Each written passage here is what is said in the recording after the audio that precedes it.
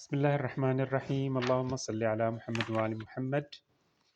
Uh, in the traditional poetic line that I have, poem that I have just recited, um, there is a story of the journey of Imam Hussein from Mecca, the holy city of Mecca, in his journey to Karbala. So it is known in the Islamic calendar that this is Yawm al-Tarwiyah, which is the eighth day of the Hijjah, in which pilgrims they gather their food and belongings, water, heading to the Mount of Arafat on the ninth of Dhul Hijjah, which is the biggest event of Hajj, which is the backbone of Hajj. And on that day, they prepare pilgrims. They have the niyyah, which is that they are willing to perform Hajj by the grace of God on this year. So they have this intention in Mecca, preferably in the Kaaba, the holy Kaaba, and they head to Arafat. Uh, and it is preferred that they stay worshiping God on Mina on the eighth, ninth of the Hijjah. So in the morning of the ninth of the Hijjah, they move from Mina to the plain of Arafat, to the mountain of Arafat, and they call it here the day of Arafah. Arafah is the day, and Arafat is the place. So here, this is the story. So the one who misses the day of Arafat, the day of Arafah, is not going to perform Hajj at all because this is it's a must and it can't be replaced. And on the eighth day of Muharram, it is in our tradition that we narrate a story that Imam Hussein, in the day of Ashura,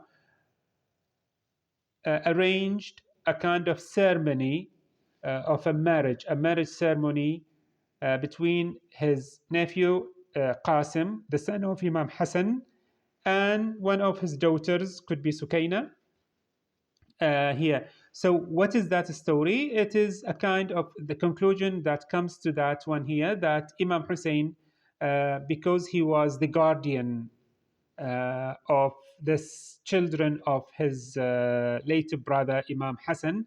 So he preferred that before Qasim goes into the battle and he'll be martyred, that he is married, not single. So it is according to the Sunnah, to the tradition, that he has got more advantages.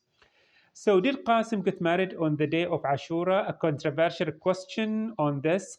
Was Qasim married on the 10th of Muharram? Indeed, in our communities, we will always hear poetry which talks about the marriage of Qasim, and certainly talks of a mother who wishes to see her son get married, like any mother who wishes to see her children get married one day. And yet, when it comes to the narration concerning Qasim getting married on the 10th of Muharram, the context is normally given that Imam Hassan had told his brother Imam Hussein that one day my son Qasim will be with you on the plains of Karbala.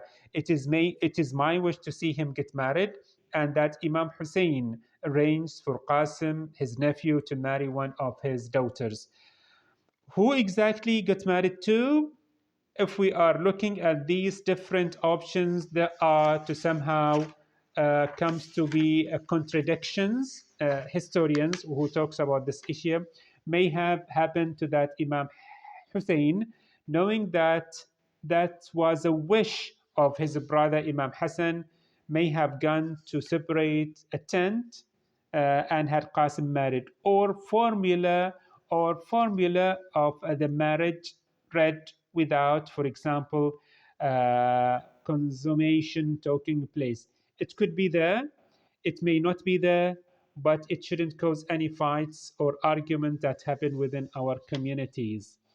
I I personally support those who write poetry where they talk about how our mother would have wished to have seen her son married, because that it is a very sentimental and feeling of having a family, and how we value uh, family construction. And also support those who bring out, for example, remembrance of Qasim in different ways, whether it is wishes, candles, or whatever, it's food. So it recommends of the state of Qasim to somehow, and also tells the story of the humanitarian part of the day of Ashura. So it is not only that it is a battle that are fighting between rights and wrong. No, but there are some family issues that has to be addressed on that day.